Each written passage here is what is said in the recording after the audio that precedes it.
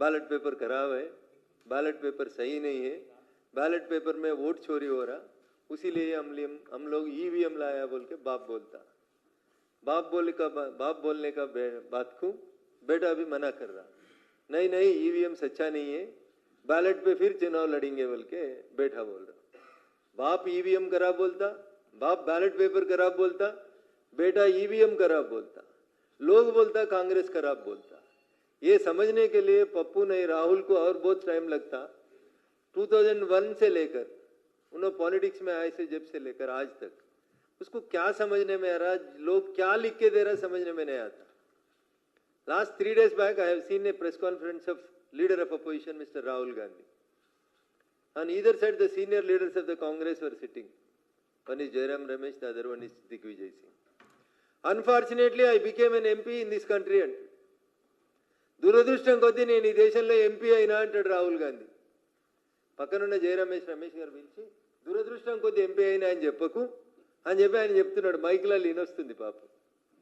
ఆయన ఎంపీ ఎందుకు గెలిచిండో ఆయనకు తెలియదు, ఎవరికి సేవ చేయాలనుకుంటుండో తెలియదు, లీడర్ ఆఫ్ అపోజిషన్ ఆయన ఏం పాత్ర పోషించాలో ఆయనకు తెలియదు. ఇది నేను చెప్తుంది కదన్నా, యూట్యూబ్లో అన్ని యూట్యూబ్లలో కనబడతా ఉంది. Unfortunately I became N MP. మరి ఎందుకు రిజైన్ చేసిపో? ఇప్పుడు నీకు ఈవీఎంలు నచ్చుతలేవు కదా రాహుల్ గాంధీ గారు, మీరు పోటీ చేసి గెలిచినటువంటి రాయబరేలీలో ఇప్పుడు మీరు రాజీనామా చేసి బ్యాలెట్ పేపర్లతోటి ఎన్నికలకు పోదాం. నిర్వహించేందుకు మాకు అభ్యంతరం లేదు, పోటీ చేసేందుకు రాజీనామా చేసేందుకు మీకు దమ్ముందా? బ్యాలెట్లకి ఈవీఎంలకి మధ్యలో తేడా ఏంది అని ఎప్పుడైనా మీరు శాస్త్రీయంగా ఒక్క స్టడీ అయినా చేసిండ్రా? Yes, Bharatiya Janata Party also opposed EVMs in the initial days. కానీ మేము ఒక శాస్త్రీయ అధ్యయనం చేసిన తర్వాత కాంగ్రెస్ పార్టీ ఈవీఎంలను తెస్తే భారతీయ జనతా పార్టీ ప్రతిపక్షంగా ఈవీఎంలను వద్దన్నటువంటి పార్టీ కూడా వాటి మీద ఒక శాస్త్రీయ అధ్యయనం పార్టీ ద్వారా చేసిన తర్వాత ఎస్ ఈవీఎంస్ ఆర్ గుడ్ అని చెప్పినాం. అప్పుడున్నటువంటి కాంగ్రెస్ పార్టీకి సపోర్ట్ చేసినాం. 1989 నుంచి ఇలాంటి 2025 దాకా ఈవీఎంల మీదనే ఎన్నికలు జరుగుతూ ఉన్నాయి. సోనియా గాంధీ గెలుస్తుంది, ఈవీఎంలు రైట్. రాహుల్ గాంధీ గెలుస్తుంది, ఈవీఎంలు రైట్. మొన్న కేరళలో వయనాడులో గౌరవనీయులు ప్రియాంక గాంధీ గారు గెలుస్తారు, ఈవీఎంలు రైట్. తెలంగాణలో కాంగ్రెస్ గెలుస్తుంది, ఈవీఎంలు కరెక్ట్. కర్ణాటకలో కాంగ్రెస్ గెలుస్తుంది, ఈవీఎంలు కరెక్ట్. రేపు బీహార్లో కాంగ్రెస్ ఓడిపోతుంది కాబట్టి ఈవీఎంలు రాంగ్. తమిళనాడులో స్టాలిన్ గెలుస్తాడు, ఈవీఎంలు రైట్. పశ్చిమ బెంగాల్లో దీది 3 సార్లు గెలుస్తుంది, ఈవీఎంలు రైట్. వాళ్ళు ఓడిపోతే ఈవీఎంలు తప్పు, వాళ్ళు గెలిస్తే రైటు. కాంగ్రెస్ పార్టీ యూపీఏ 3వసారి రాహుల్ గాంధీ నాయకత్వంలో 2024లో దేశవ్యాప్తంగా జరిగిన ఎన్నికలలో 99 సీట్లు గెలిస్తే ఆ రోజు ఈవీఎంల మీద వాళ్ళకి అనుమానం రాలేదు. ఆ రోజు ఈవీఎంలు కరెక్ట్. 3 ఏళ్ల తర్వాత మహారాష్ట్ర పోతే, హర్యానా పోతే వాళ్ళకి ఇలా కడుపునొచ్చి ఇదంతా నో తూచాట అంటాడు. తండ్రి బ్యాలెట్లను వద్దని ఈవీఎంలను తెస్తాడు. మీరే చెప్తారు ఈ దేశానికి కంప్యూటర్ను పరిచయం చేసిండు మా నాయన, 20వ శతాబ్దంలోకి దేశాన్ని తీసుకుపోయేందుకు ఆలోచించాడు మా నాయన అని.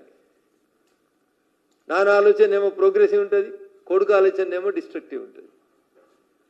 మీ కుటుంబం ఇంట్రడ్యూస్ చేసింది, గౌరవనీయులు స్వర్గీయ రాజీవ్ గాంధీ గారు మీ నాన్నగారు ఇంట్రడ్యూస్ చేసిండ్రు ఈవీఎంలని. ఇది బీజేపీ సొంతం తీసుకొచ్చింది కాదు. మీకు ఇలా డౌట్, మాకు కూడా డౌట్లు వస్తున్నాయి. దేశ ప్రజలందరూ కూడా మేము సవినయంగా ఒక భారతీయ జనతా పార్టీ పార్లమెంట్ సభ్యుడిగా పార్లమెంట్లో గత వారం రోజుల నుంచి జరుగుతున్న గందరగోళం చూసిన తర్వాత నాకు కూడా మాట్లాడాలనిపిస్తా ఉంది. వాళ్ళు స్టాప్ సర్ అని ఒకటి పట్టుకొని వస్తున్నారు, ఎస్ఐఆర్ సర్ వద్దంటున్నారు. ఏంది ఇంతకు సరైంది? Special intensive revision. దేని మీద స్పెషల్ ఇంటెన్సివ్ రివిజన్? ఓట్ల మీద స్పెషల్ ఇంటెన్సివ్ రివిజన్ పెట్టిండ్రు. స్పెషల్ ఇంటెన్సివ్ రివిజన్ వద్దు అంటున్నారు. ఇంతకుముందు మీరు మీ నాన్న ఎడబుట్టిరు, నువ్వు ఎడబుట్టినావు, ఇవి అడుగుతున్నారు, డేట్ ఆఫ్ బర్త్లు మాకు కష్టమవుతుంది అన్నారు. సుప్రీంకోర్టుకు వచ్చి అఫిడవిట్ ఇస్తే ఇబ్బంది పడితే సుప్రీంకోర్టు చెప్పింది వాడు ఏ ఆధారం చూపించినా, ఒక 11 ఆప్షన్స్ ఇచ్చింది సుప్రీంకోర్టు, 11 ఏది చూపించినా ఆయన ఓటును కొనసాగించమని అడుగుతున్నారు. The basic issue of the Congress is రేపు పశ్చిమ బెంగాల్లో, బీహార్లో ఎన్నికలు జరిగే సందర్భం లోపల స్పెషల్ ఇంటెన్సివ్ రివిజన్ పేరిట ఎస్ఐఆర్ చేసి బంగ్లాదేశ్కి వెళ్ళి అక్రమంగా చొరబడి అక్కడ మమతా బెనర్జీ కానీ ఇక్కడ ఇంకొకరు కానీ అడ్డగోలుగా పొందినటువంటి ఆధార్ కార్డులను, ఎలక్షన్ కార్డులని, రోహింగ్యాలని గుర్తించి వాళ్ళ ఓటు హక్కు రద్దు చేస్తారనేటువంటి భయంతో ఓటమిని ముందే పసిగట్టి కాంగ్రెస్ ఆడలేక మధ్యలో ఓడినట్టు ఇప్పటి నుంచే ఏడుపు స్టార్ట్ చేసింది.